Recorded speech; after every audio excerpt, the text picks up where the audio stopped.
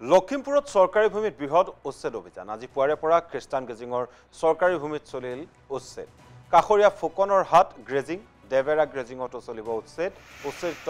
স্থানত প্ৰশাসনৰ নিশ্চিত নিৰাপত্তা ব্যৱস্থা দেখিবলৈ পোৱা গ'ল আৰু স্থানখিনিত বেৰিকেড সাজি সৰ্বসাধাৰণ মানুহৰ আহ-যাহত বাধা প্ৰদান কৰা হৈছে প্ৰায় 100 বিঘা ভূমিত 250টা পৰিয়ালে অবৈধ দখল কৰি আছিল এই স্থানত আৰু এই ঘটনাস্থলীৰ উচ্ছেদস্থলীৰ সবিশেষ জনাব আমাৰ সতীৰ্থ অজিত কুমাৰ মেধিয়ে আমি লখিমপুৰৰ আমাৰ সতীৰ্থ অজিত কুমাৰ মেধিৰ কাষলৈ গৈছো অজিত আপোনাৰ ওচৰলৈ আহিছে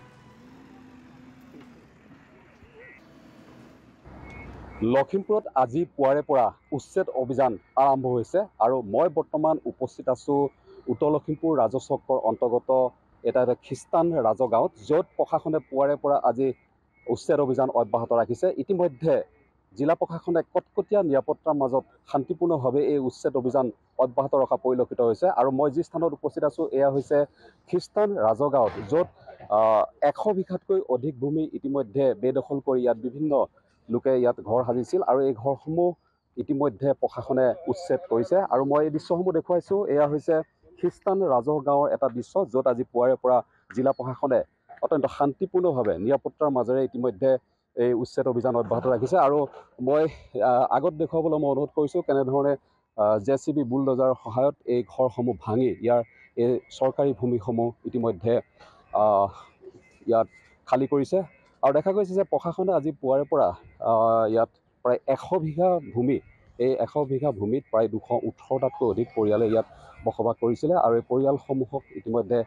য'ত চৰকাৰী ভূমিসমূহ বেদখল কৰিছিলে আৰু এই বেদখলসমূহ আজি পুৱাৰে পৰা শান্তিপূৰ্ণভাৱে প্ৰশাসনে উচ্ছেদ অভিযান অব্যাহত ৰাখিছে মই দেখুৱাইছোঁ এয়া হৈছে খ্ৰীষ্টান ৰাজগাঁৱৰ এটা দৃশ্য য'ত পুৱাৰে পৰা এনেধৰণে প্ৰশাসনে শান্তিপূৰ্ণভাৱে নিৰাপত্তাৰ মাজেৰে উচ্ছেদ কৰা পৰিলক্ষিত হৈছে আৰু দেখা গৈছে এয়া হৈছে খ্ৰীষ্টান ৰাজগাঁৱৰ এটা দৃশ্য য'ত প্ৰায় 100 বিঘাতকৈ অধিক ভূমি চৰকাৰী ভূমিত ইয়াত বেদখল কৰি ঘৰ সাজিছিলে বিভিন্ন লোকে ইতিমধ্যে আজি পুৱাৰে পৰা এনেধৰণে প্ৰশাসনে শান্তিপূৰ্ণভাৱে অত্যন্ত নিৰাপত্তাৰ মাজেৰে কঠোৰ নিৰাপত্তাৰ মাজেৰে অত্যন্ত কটকটীয়া নিৰাপত্তাৰ মাজেৰে এনেধৰণে উচ্ছেদ কৰা পৰিলক্ষিত হৈছে আৰু মই দেখুৱাইছোঁ এতিয়া ঘৰ এনেধৰণে ভাঙি পেলাইছে আৰু আমি আছিল আমাৰ সতীৰ্থ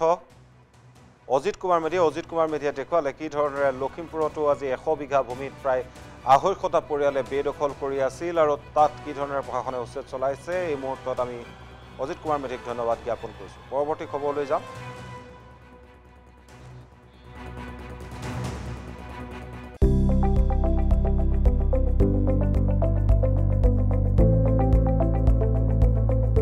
NB নিউজ